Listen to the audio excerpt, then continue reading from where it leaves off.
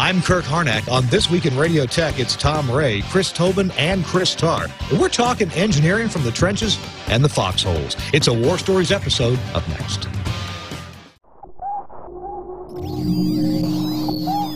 Netcasts you love. From people you trust.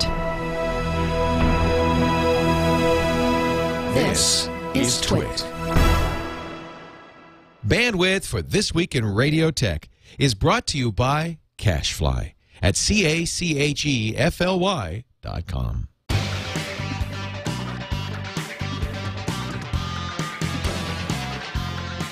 This Week in Radio Tech, Episode 80, recorded April 27, 2011. War Stories.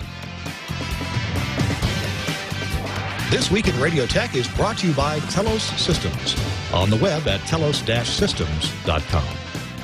It's time for This Week in Radio Tech. Hello there. I'm Kirk Harnack, and very glad that you're along with us. You've tuned into a dangerous program. It's a program where propeller-headed geeky engineers talk about, engineering stuff. And if you're interested in that, well, we welcome you in. I'm glad you're here. I want to introduce my partners in crime. First of all, from the Hudson Valley of New York, it's the Chief Engineer for WOR and VP of Engineering for Buckley Broadcasting, Mr. Tom Ray. Hi, Tom. Kirk, you didn't tell me you wanted the propeller hats. I would have got mine. Anyway, and I just thought that tonight, in honor of my hero, Donald Trump, and he's my hero because of the hair he wears, because I can't wear that kind of hair. He's not your hero, he's your hero. There you go. But I thought, since Obama showed me his, I'm going to show you mine. See, what? I was born. I was not hatched. There it is, certificate of birth. And look, There's a seal up here. See, the seal of the city of Hartford, Connecticut. Wow. Wow. Well, Tom, I'm glad you're with us. You're actually in fine company because I also brought, for the show, I brought my birth certificate. All right. Yeah. St. Louis, Missouri. So we have two of us who are official now. Two of us That's are. Good. Yeah. Are we qualified to be president? We're qualified to be president, and we're qualified to be on this show. Even better. Okay, that's more necessary right now. Hey, let's move along and see who else is with us. How about Chris Tobin, the best-dressed engineer in radio from Manhattan, New York? Hey, Chris. Hello. I don't have my documents with me. I was advised by counsel I should just stick with the visual. So for those of you listening only, there's nothing to worry about. You're not missing a thing on the visual side. Other than that, the president here is in town today, this evening, doing some fundraising. So it's actually fun. He and I share the same birth date, so I don't need to produce anything. Awesome. Then again, maybe Donald Trump should call me, and then I'll say, okay, fine, I'll show you. Wait, do you share the same birth day of the year or the same date of birth? Everything. Really? Oh, my. Yeah. Wow. Well, I suppose we should bow to Mr. Tobin then. No. Wow. No, that's quite because he's really official. A lot of people born on the same day, but it'd be interesting to compare timelines of Mr. Tobin's career and President Obama's career. That could be interesting. Well, yeah, I did not become the president of the Harvard Law School or anything like that, or the law club, so I didn't follow that track. But yeah, I'm glad you're here. Yeah, but he's a great organizer of electrons, so we're all set. Yes, there you go. I called you guys together, and you showed up, and President Obama did not. So there you go. He turned down your invitation. Let's turn the camera out to Muckwonago, Wisconsin, and say hi to Chris Tarr. Hello, Chris. Hello there. The birthing unit on the planet that I come from does not issue certificates, so I can't help you there. The other thing is I had my beanie, but on orders of the FAA, the last time I put it on there, because I am an engineer and I modified it, the FAA no longer allows me to wear my beanie with the propeller on it. All right. Well, we're off to a rather auspicious start here. Oh, by the way, Chris, you're qualified to be here because you do engineering for some interesting radio stations. Demanding radio I do. stations. I am the director of engineering for Intercom's radio stations in Madison and Milwaukee, Wisconsin.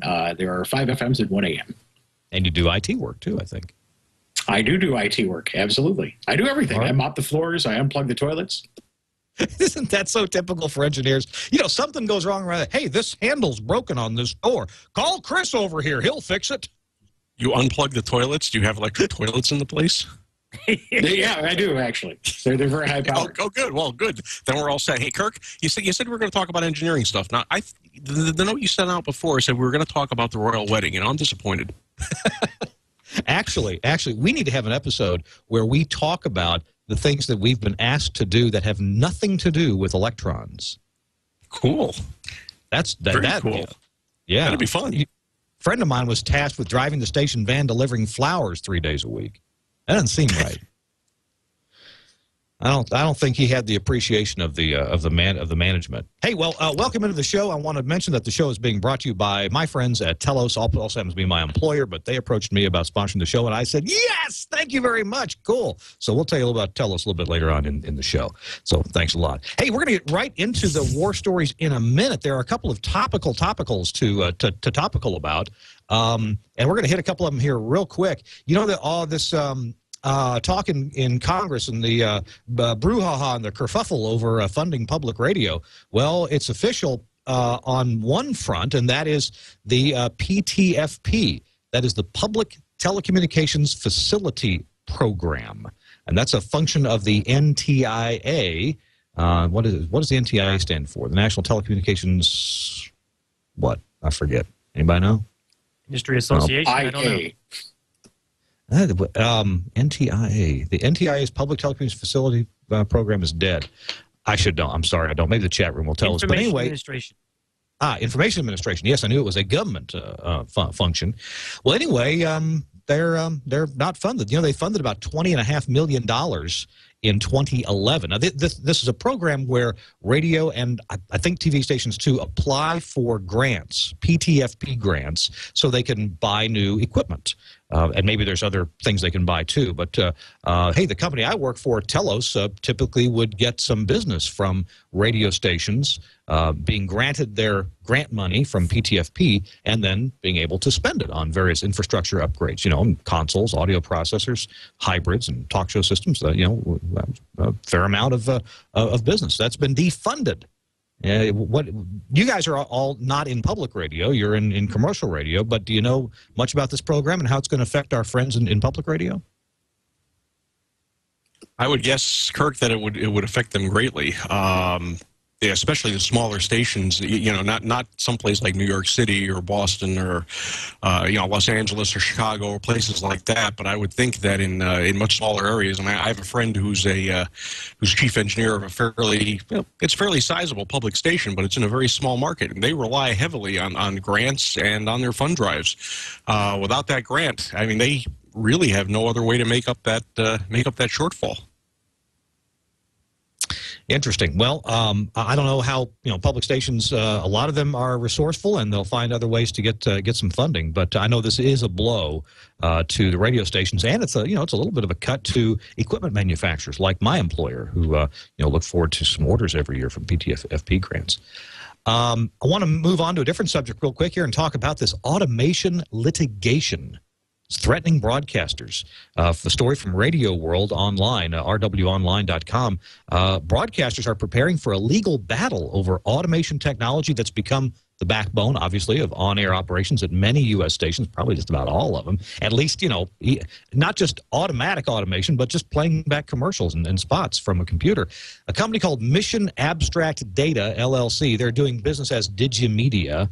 Well, they filed a complaint in the U.S. District Court for the District of Delaware alleging patent infringement by various broadcast groups, including CBS Radio, Beasley Broadcasting, Cox Radio, Greater Media, Cumulus, Town Square Media, and Entercom. I noticed my company, Delta Radio, wasn't named, but we don't have any pockets. In all, nearly 900 radio stations are directly involved. The plaintiff claims that it holds patents for using an all-digital computer hard drive-based system for music storage and playback for broadcast. That's pretty wide, isn't it? Well, it's pretty. Most patents are these days. But if you take a look, Kirk, it's real interesting that the patent was applied for, I think, in either 94 or 95, and I mean, for our station in Hartford had a computer-based automation system on the air in 1989. Yeah. So how can you patent something that's already working? It's pre-existing artwork, it's known as.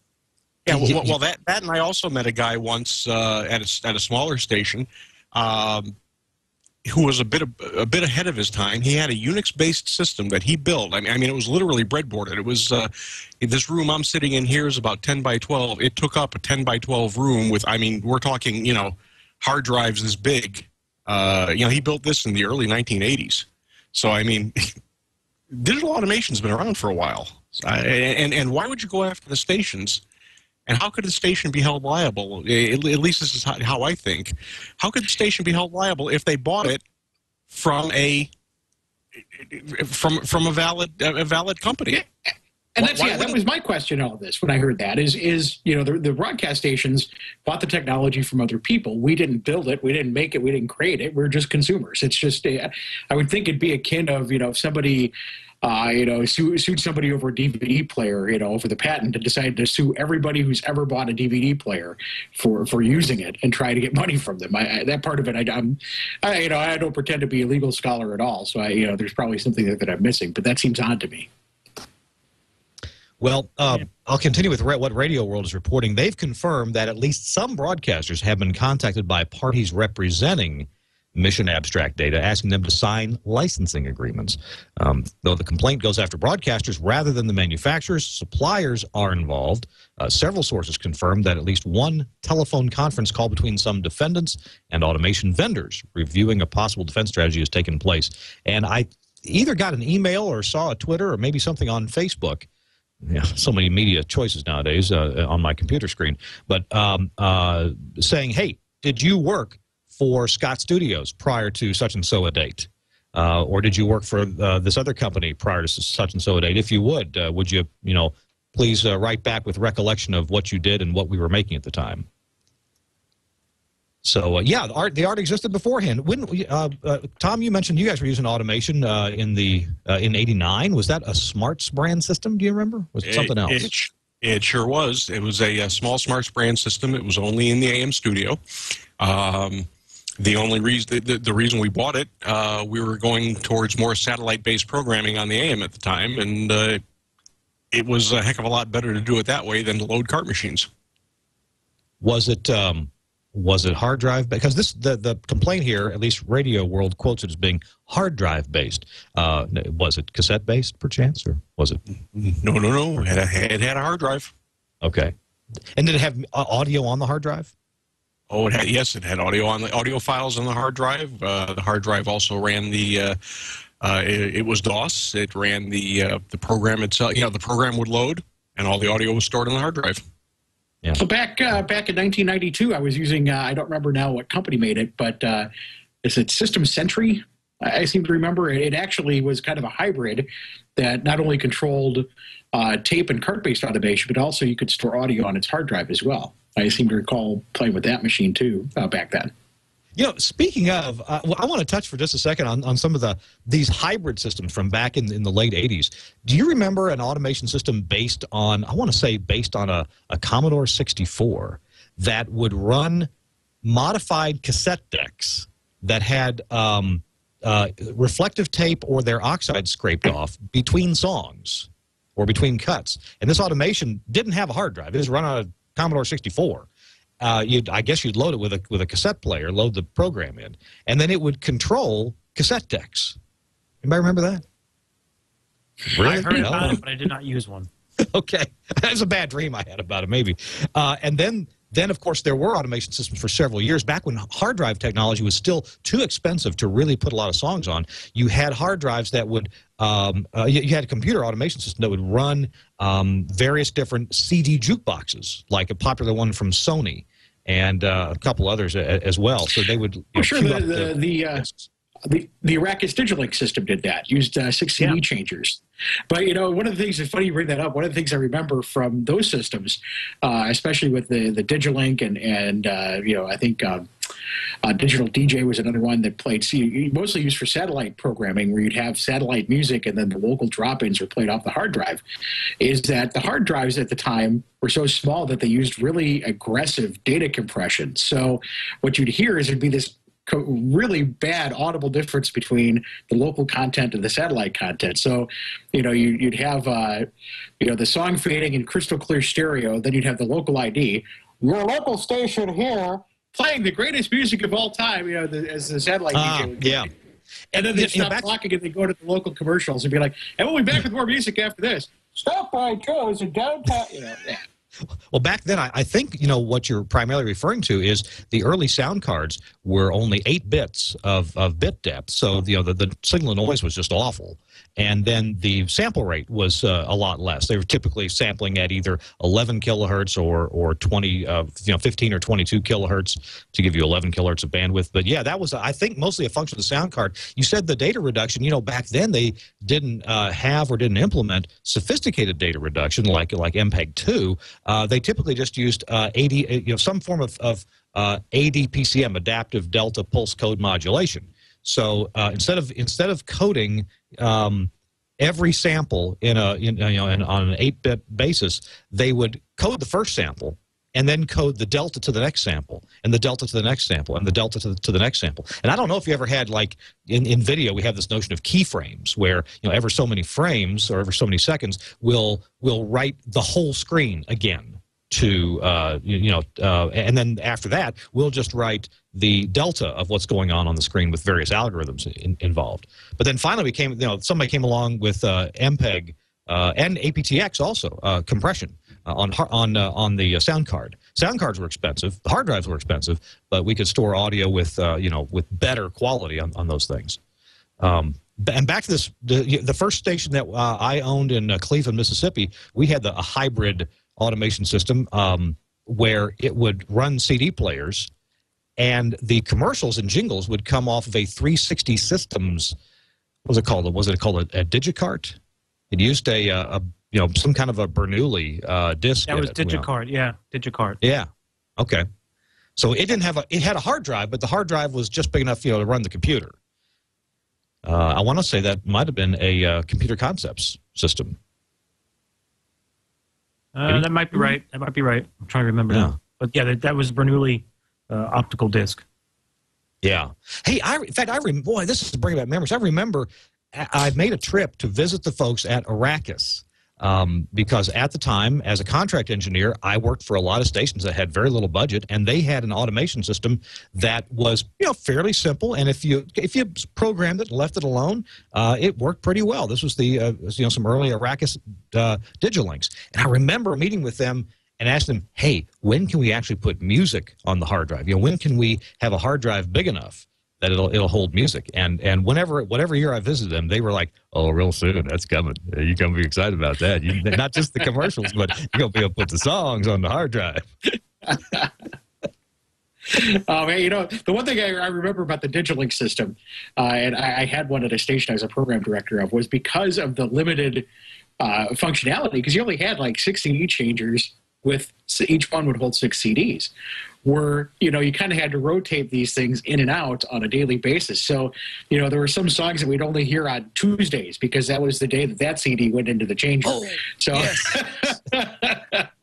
and then you had this problem, if you actually cared about doing it right, you had this problem of you had to take your music scheduling program and it had to be aware of what packs of CDs were in the changers on that day, so it would schedule the right CDs.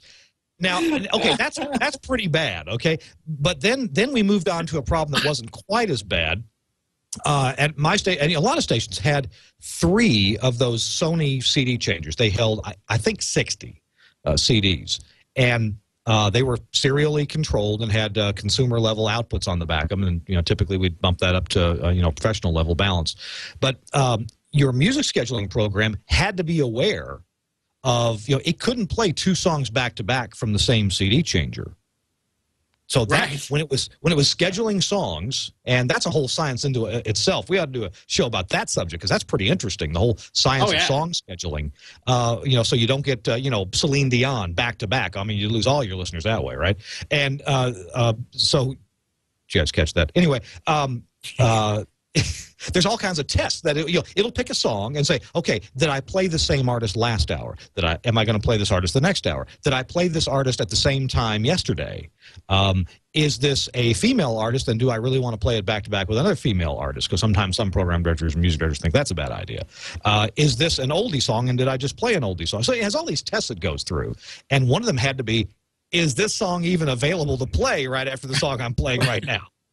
And one of the other fallbacks. The other fallback to that is if you put the wrong cartridge in, you have the wrong set of CDs in there, it would think the music system would think that CD was in there and go to play it, and you'd either get a song that would play halfway through and fade because the song that was supposed to be there was shorter, or it'd play a track and a half and then fade because the automation system had no way to tell for sure that you actually had the right one in there.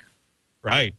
Oh my goodness, the problems that we used to have. It's relatively easy nowadays, isn't it? All the songs are available. Anything can be scheduled back to back that you want to.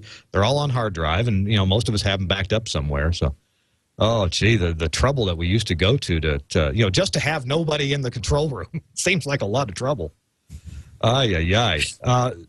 So when did we start using the first full up automation systems that really had music on hard drive without any huge compromises? That's probably the early 90s. When you could get a hard drive that was pretty much big enough, and you had computers where you could actually have various drives.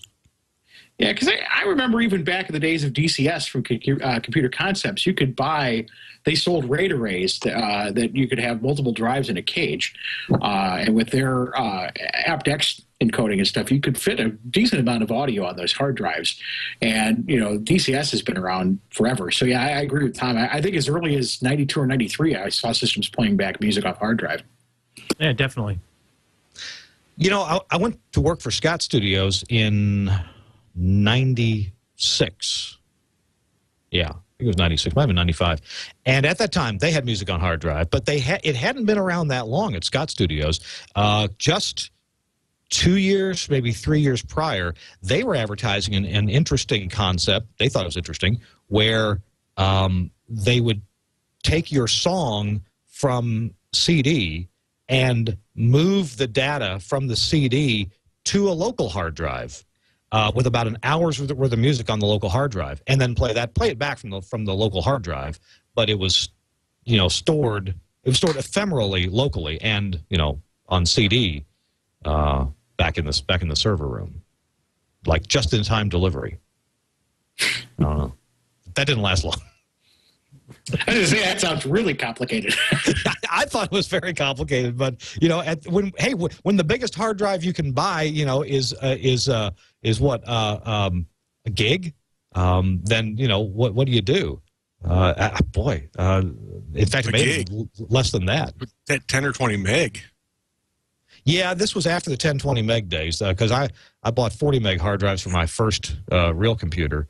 And when I went to work for Scott Studios, they were just selling 9 gig hard drives, and you could fit all your library on 9 gigs. And do you remember what those cost? They cost a fortune. Oh my! We charged $1,000 for them. But yep, yeah. Wow. Hey, let's move on in the topical news. Let's see. Somebody's getting made an example here. CBS Communication Services.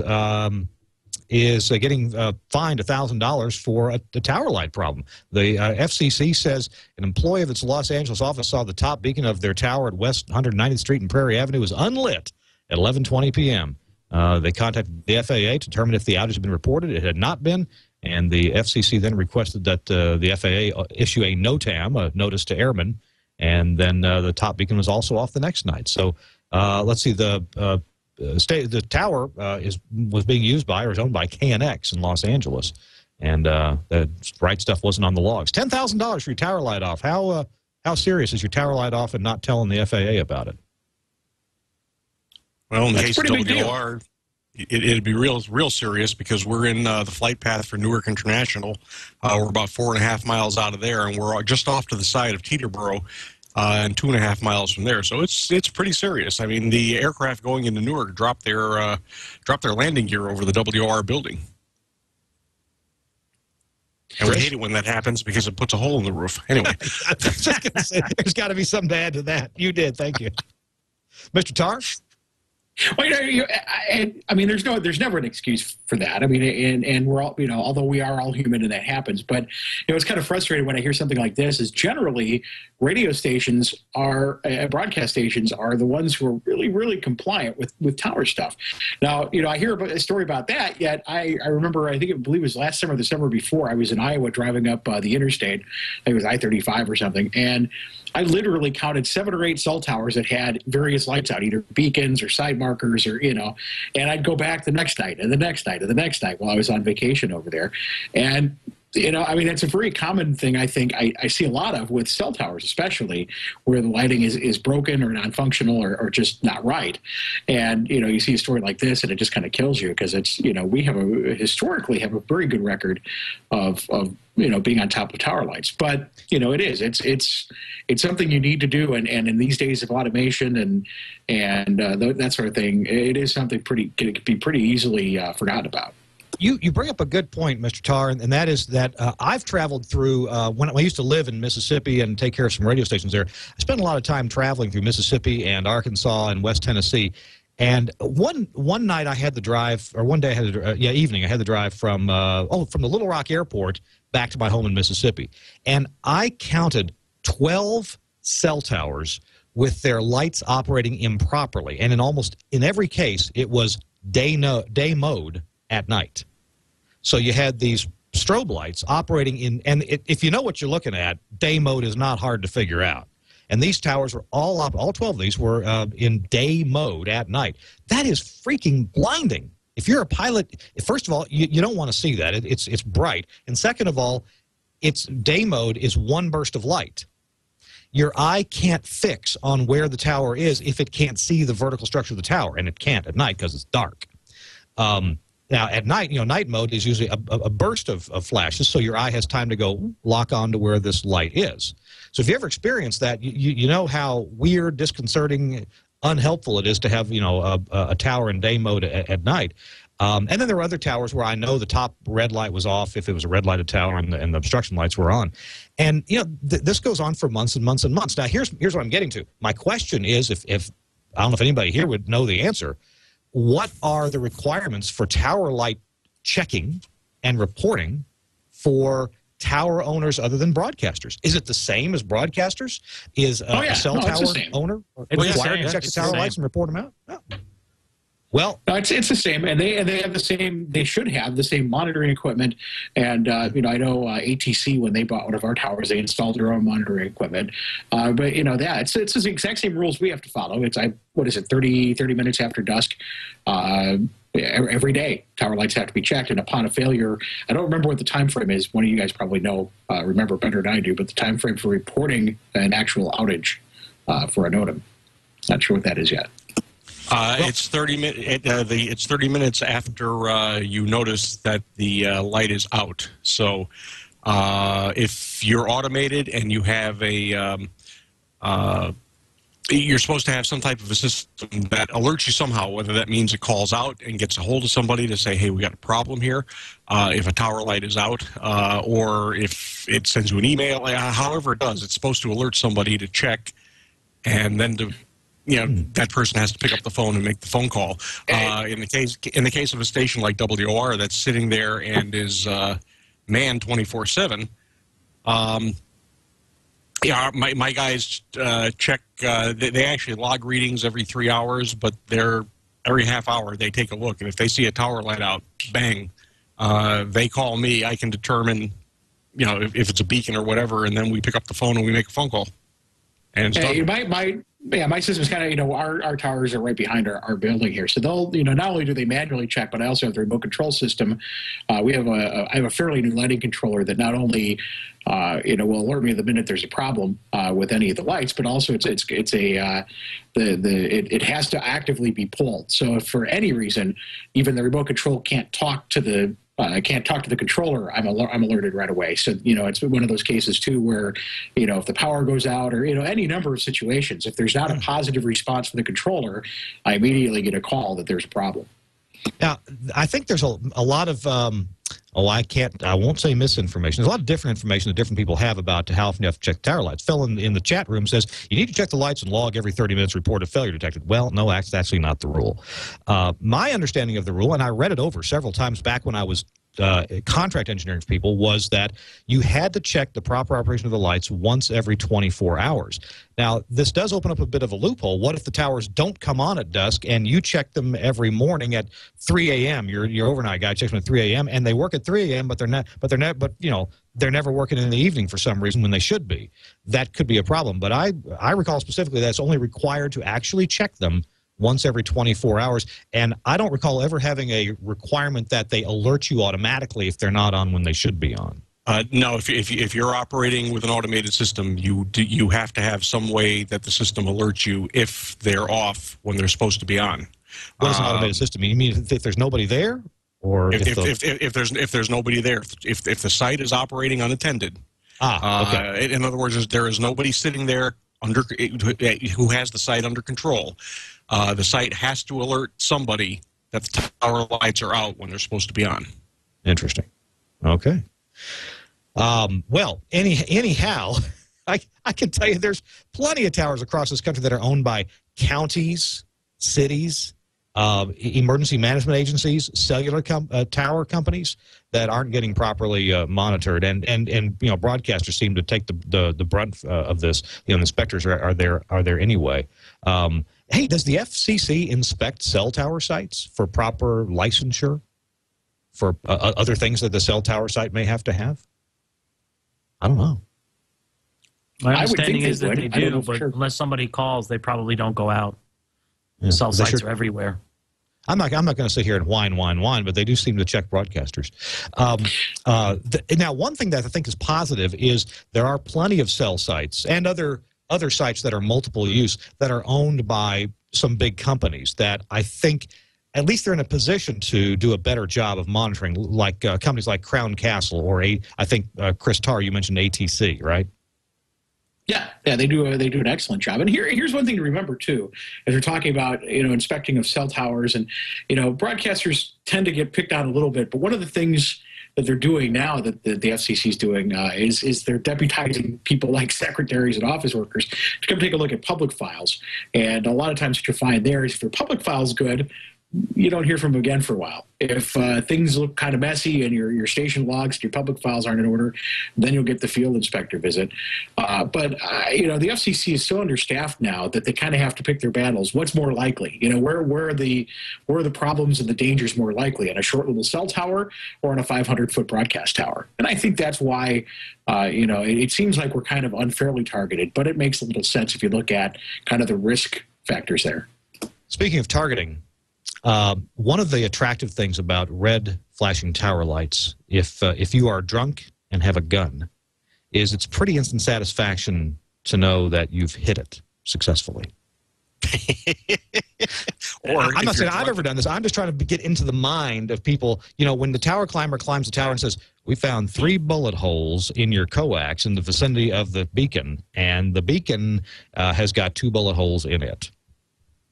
I want to mention real quick, somebody in the chat room just mentioned that tower lighting is an FAA requirement, not an FCC.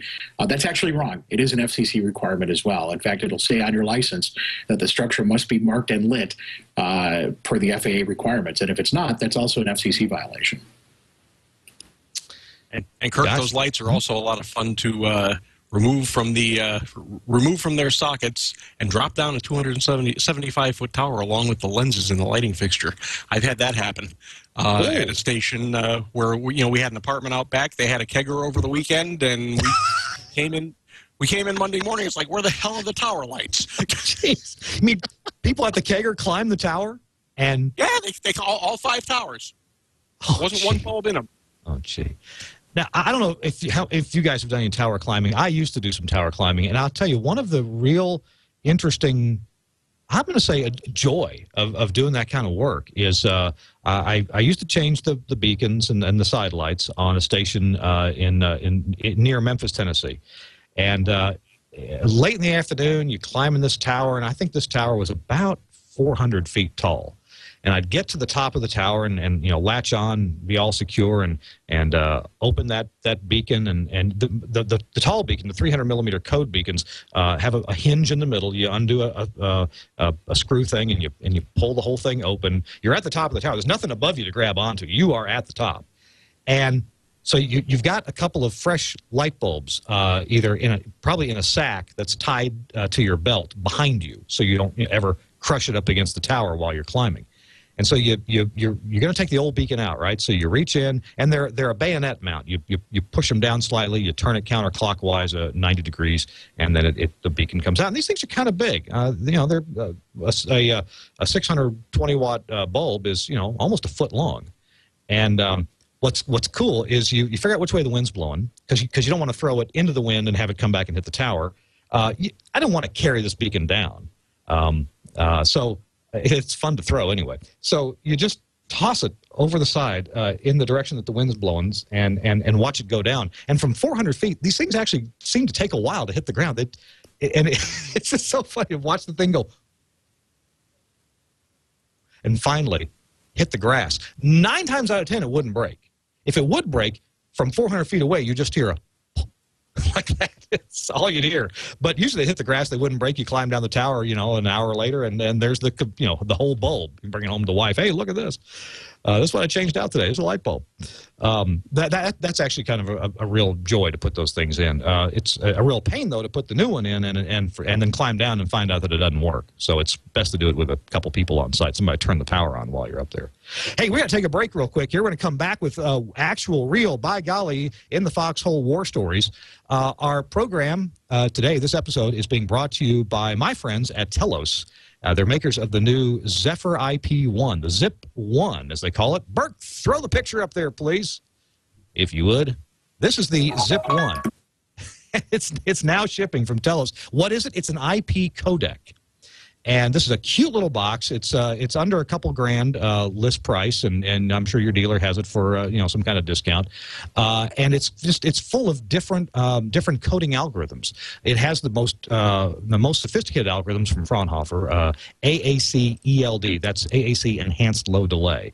And this is a really terrific algorithm for going out and doing remote broadcasts. If you're plugging into somebody else's Ethernet, if you're using somebody else's Wi-Fi, the box, the Zip 1, does come with an approved Wi-Fi adapter, guaranteed to work with the box. In fact, every one of them is tested at Telos. They make sure that this Wi-Fi adapter works with this box, and so you can take it out, use it with Wi-Fi. You can take it out and use it with a cord. There's 3G and 4G. Some modems that do work. An approved list is coming out, but this thing is pretty amazing. In fact, I've got one. Let me see if I can show you here. Got one right here. There we go, right here on the Kirk Harnack desk. Oh, let's get the mic cable out of the way. And so we can hit the speed dial button a couple of times, and I just connected to the KGO studios in wherever KGO is. How about that?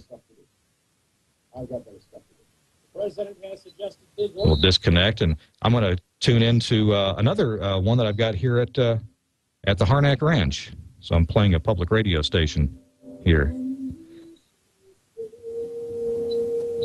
I've even got, somehow I can even dial into the WCBS studio. I wonder if Chris Tobin knows anything about this connection. I'm not sure it's on a port forward or not. It may take a few seconds to connect. But this is the Zip 1. It has AAC low delay, AAC ELD. Oh, sorry about that. Guess we're disagreeing on codecs. Go back to KGO. It connects right up there. Pretty cool. When I'm on the track. So it has these different codecs, including MP3, AAC, MPEG Layer 2, G.722 if you need that. It's also a SIP device, so you can call into it with a SIP phone. So it's a lot of cool applications there, and people around the world have been using these for actually a couple of years now, and the predecessor, the Zephyr IP. So the new Zip 1 costs less than the original Zephyr IP. It's got more features and I think more reliability. It's very, very cool. It's designed to negotiate and to deal with in real time changing internet connections.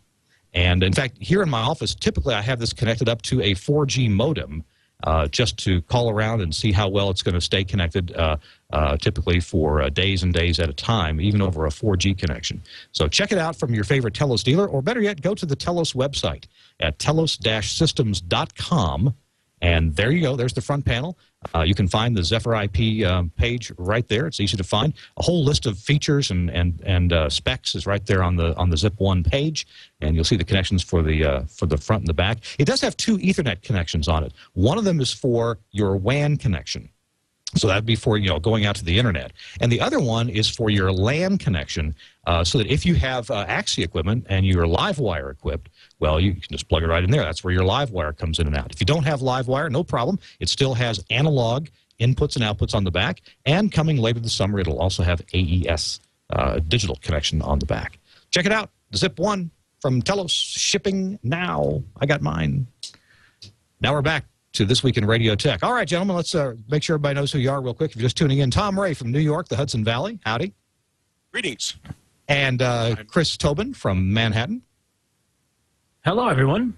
And Chris Tarr from Mukwonago, Wisconsin. Howdy.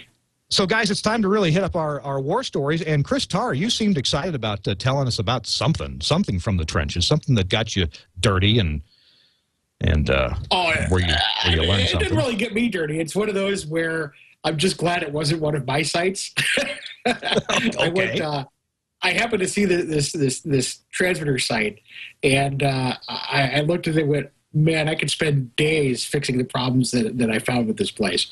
To protect the innocent, I won't say where it is. I won't make any mentions that would let you track this down. But the thing that kind of led me to go and see what was going on was, first thing I noticed was they had no left channel audio on the air. I was like, well, that's interesting. And the other thing I noticed is you saw the stereo pilot light, and it was blinking. It was just kind of flashing. And I'm thinking, okay, I mean, if this is what this sounds like on the air, what I'm seeing here, I got to see what this site looks like. So I drive up there, and I'm looking around and talking to another guy in the market who kind of knows the little history there. What it was they took, the building itself was a building that this person had bought from another transmitter site and had it shipped and set it just right on the rocks next to this tower. I guess he leased tower space that was co-located with a couple other things. So in the corner of this transmitter site plopped this building, just right on the gravel.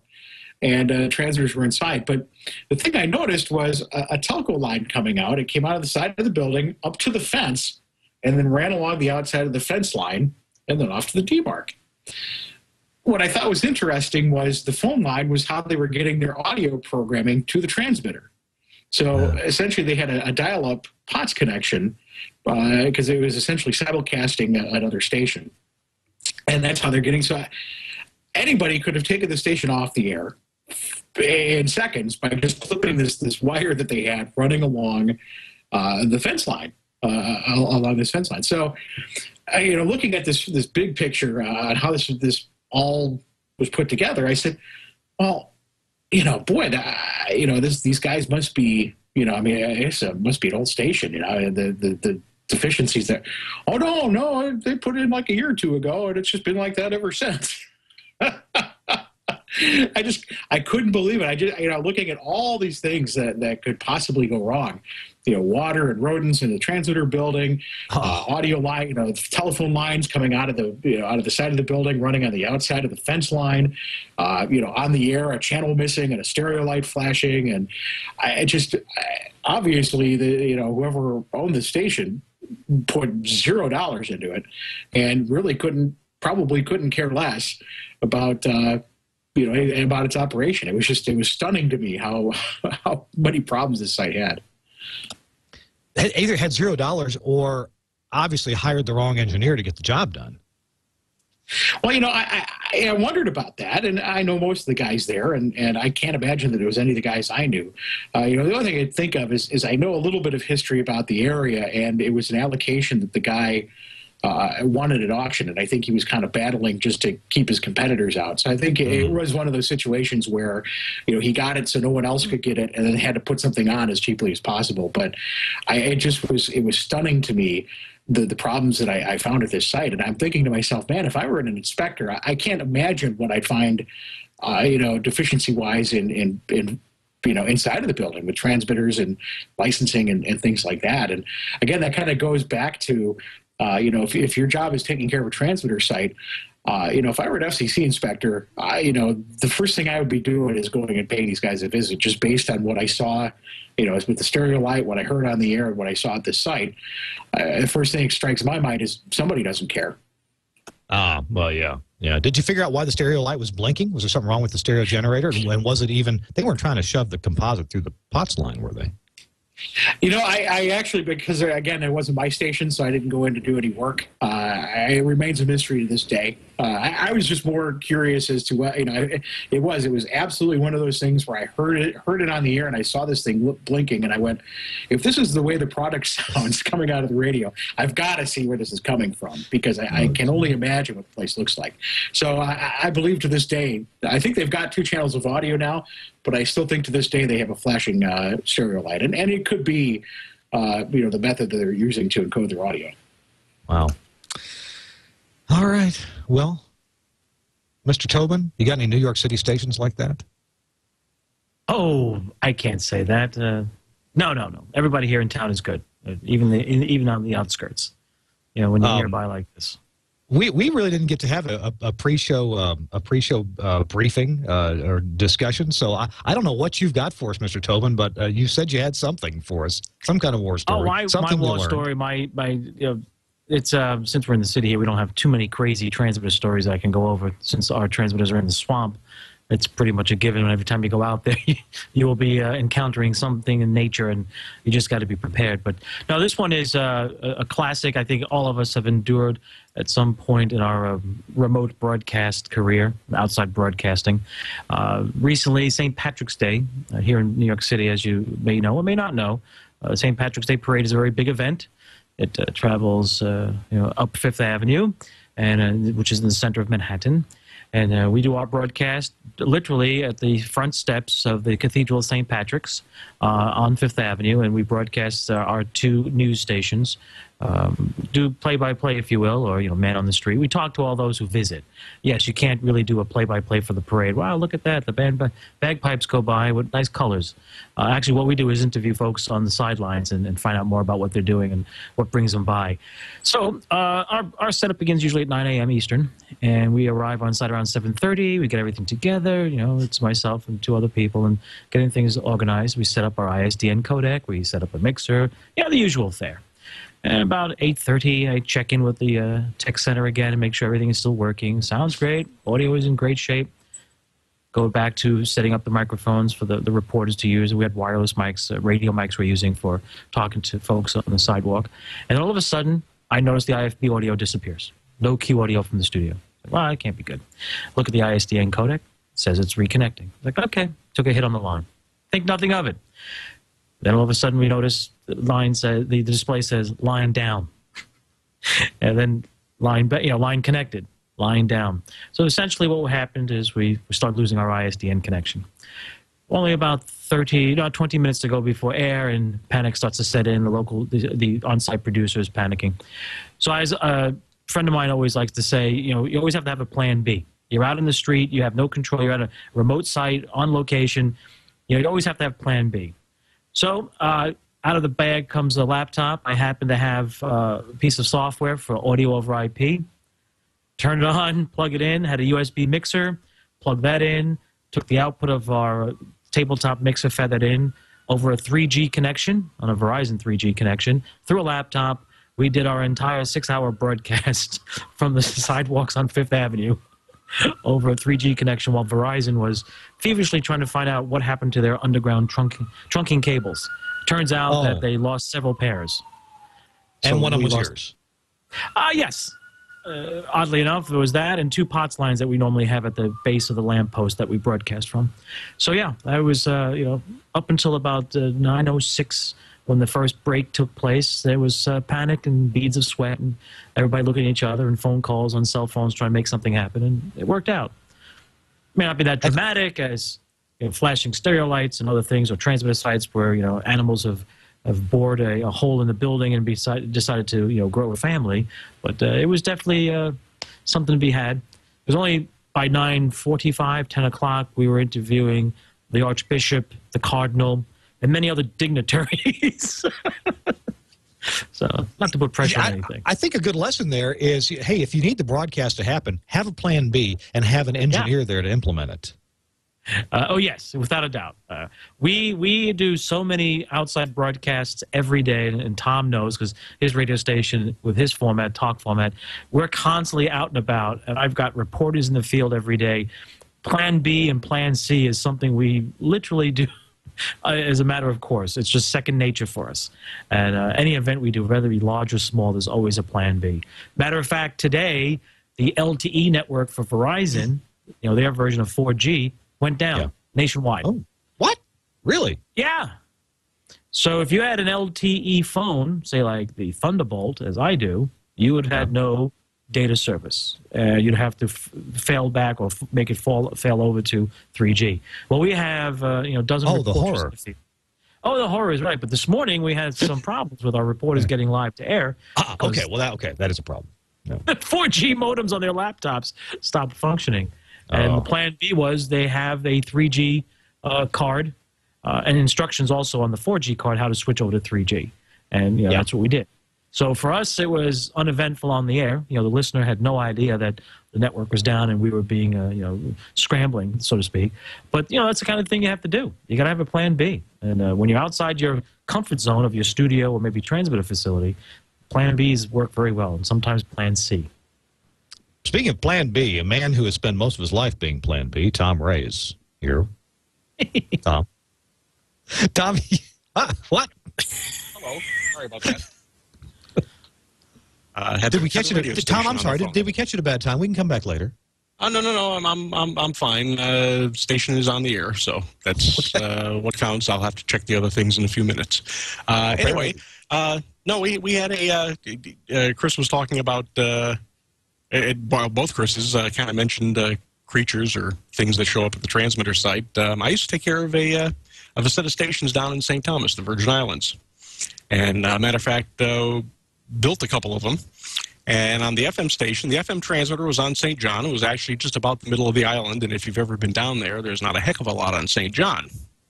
So we had a Harris FM transmitter. It was a dual platinum. So 10 kilowatts aside, that combined to 20 kilowatts to go up the pipe. And the center cabinet was where the exciters were, and it was where the remote control connections were. And, basically it was cold. I mean, it was low voltage in there. So, 24 volts or less. So you could work in the cabinet while the station was on the air. And we had the station on the air this one day, and we were finishing up some connections on the remote control. I'm up there with their chief engineer.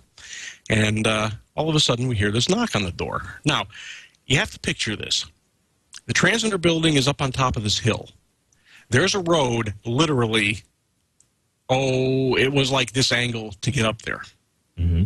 So if you drove up that road and went behind the building, which is where you could park, from the road down the bottom, which I put in quotes because it was dirt. You could barely see the building. Never mind the car if you were parked behind it, and we were parked behind the building. So we're kind of looking at each other, going, "Who the hell's coming up here? In the middle of nowhere?" So really? There's somebody knocking at the door here? Really? Yeah, somebody pounding at the door. Yeah, it's like so. We open the door, and there's this guy standing there with his wife and his two kids. And he pulls out an ID. He was from the phone company. He worked in the microwave division. He says, I know the tower is up here. He says, and I saw your car, and we're sitting there looking at each other going, well, that's kind of bunk because you can't see the car from the road. But, he had some interesting questions, wanted to see the transmitter, and we actually spent about 45 minutes talking shop with the guy. And, he was talking microwave, but, he'd never seen anything this high power. And we had a very nice conversation. And he thanked us, and then they went to leave. And right before he walked out the door, he says, oh, by the way, he reaches into his pocket and he pulls out the watchtower. He was a Jehovah's Witness. Sounds like a darn good Jehovah's Witness if he's knocking on transmitter doors. Oh, it was so we each gave him like $5, and he went on his way, and we made sure they were well out of earshot, and we were on the floor. It's like, oh my God, we're up here in the middle. No.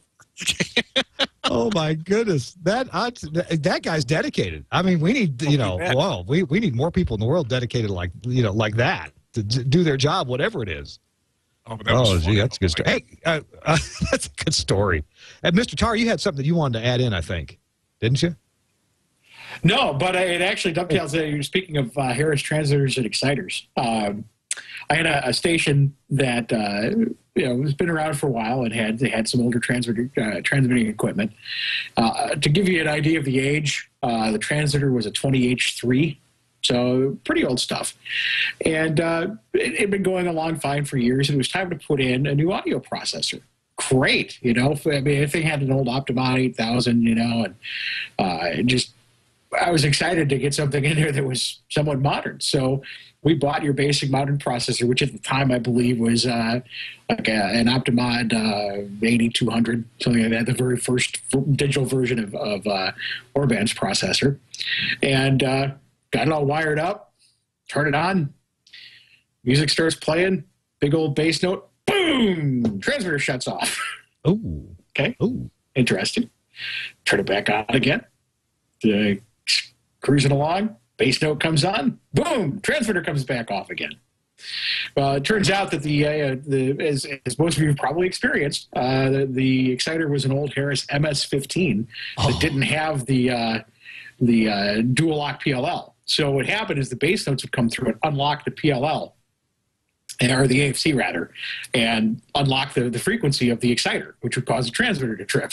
I noticed in the chat room, the first guy with the right answer was Bill Sachs. He says AFC loop. Yep, that's exactly what it was, the AFC loop. And, it would unlock the AFC loop and the transmitter would shut off. And it was the first case I've ever been dealt with where I actually had to go back to an older technology for a while. So I had to put the, I knew Bill would know that, Bill, Mr. Optimon, if anybody would know that. But we actually had to go back to the Optimon 8000 for a while, and back in the day, you could actually, you could get a retrofit kit for the MS-15 that would upgrade that to what was called at that time the MX-15 that actually was able to do that. But you still see warnings if you look at the old manuals for those transmitters about anything with excessive bass and bass in it could unlock the AFC on the exciter. This is actually another good teachable moment, and we've chatted about it when we talked about when we had a show about FM modulation. But what Chris is talking about here is this really interesting design dichotomy with FM exciters. On the one hand, the whole nature of FM is we have this carrier frequency and we want to move it up and down the dial. So we move the frequency at the rate of the audio that's modulating it, right? Well, but the other goal here is that we want to keep the frequency coming out of the exciter averaged on whatever your frequency is. So let's say your station is 98.1 megahertz. Well, that carrier is supposed to be, averaging at 98.1, but we want to move it, up and down and up and down and up and down. And so there's a circuit in there, an automatic frequency control, AFC, that applies if this gets too far out of the way here, too far off 98.1, the AFC voltage pulls it back in. And there's a loop that it operates in to keep everything, copacetic and hunky-dory. Well, if a bass note comes along that is beyond the capability of the AFC loop to hold things together, we get this boom, we get this this excursion of the frequency, and then the AFC goes, oh, well, I'm out of luck. I don't know what to do now.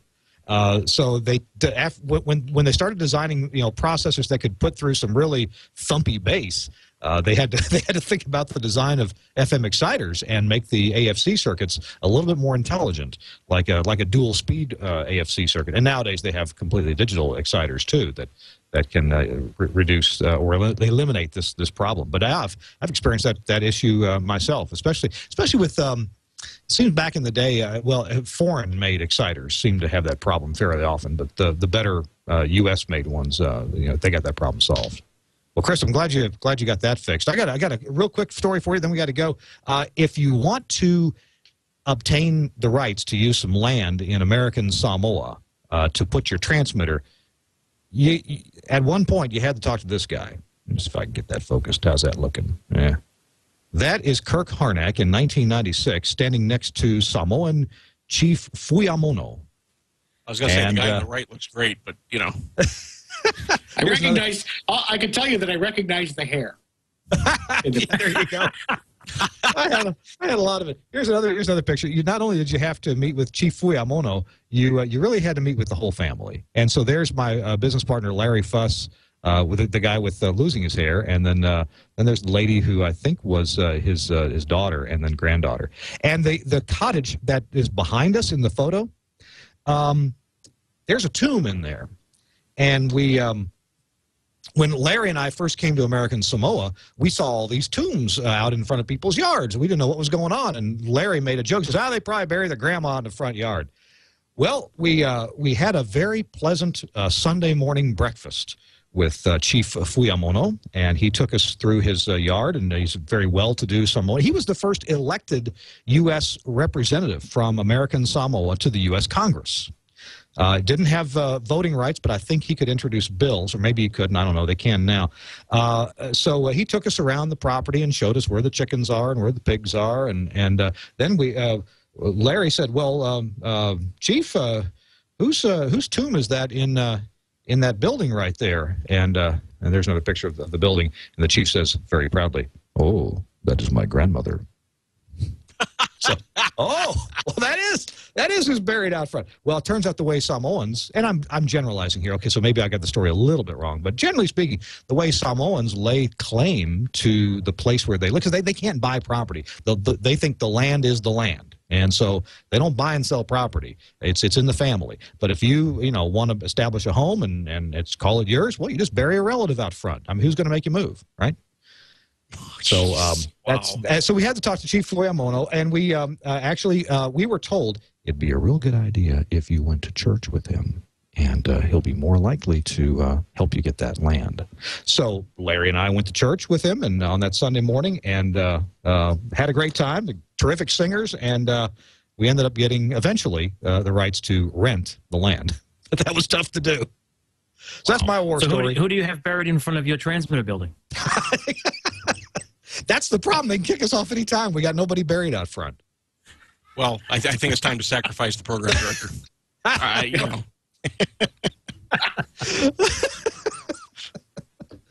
All right. Well, I'll run that up the flagpole and see how it works. Guys, we are out of time. I've had a delightful time on this episode. Thanks very much for your stories and talking about the topical subject we had to talk about. I think a great subject for a show coming up, and I've got so many ideas. I just got to get these people scheduled and find folks to talk about it. Is this notion that which one of you, Tom, talked earlier about combining two transmitters, right? Yes. These are two FM transmitters, right, Tom? These are two FM, but you can do it with AM too. You can. But it's not terribly uncommon to take two FM transmitters of a medium to large capability and combine their outputs for double the power and then send that up to the antenna. And there's some good reasons for doing it. Television transmitters too. Yes, you can, absolutely.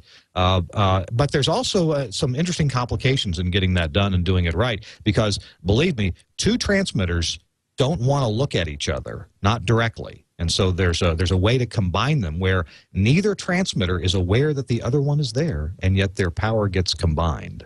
And that's kind of like my marriage. Oh, he'll be here all week, folks. Try the beef tips. And don't forget to tip the wait staff. Thank you very much.